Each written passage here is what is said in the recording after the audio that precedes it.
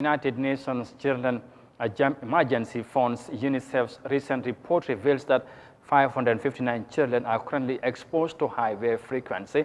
The report also indicated that more than 600 million children are exposed to one of the three other high heat measures, including high heat wave duration, high heat wave severity, or extreme high temperatures. Against this backdrop, the world's children body is calling on governments to protect children from climate devastation by adopting social services. Yahya Jammeh reports.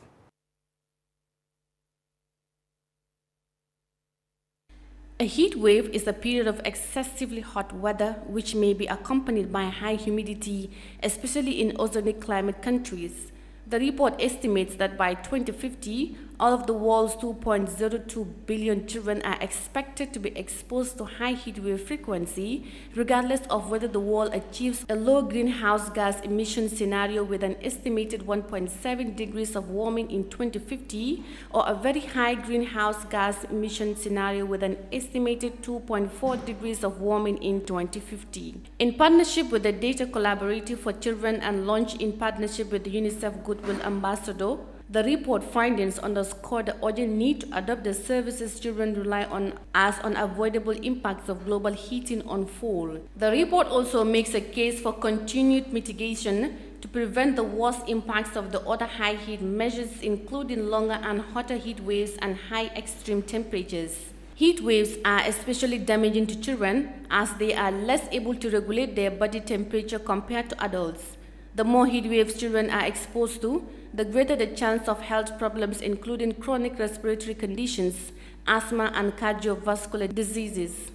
Babies and young children are at the greatest risk of heat-related mortality. Heat waves can also affect children's environment, their safety, nutrition, access to water, and their education and future livelihood. Currently, 23 countries fall into the highest category for child exposure to extremely high temperatures.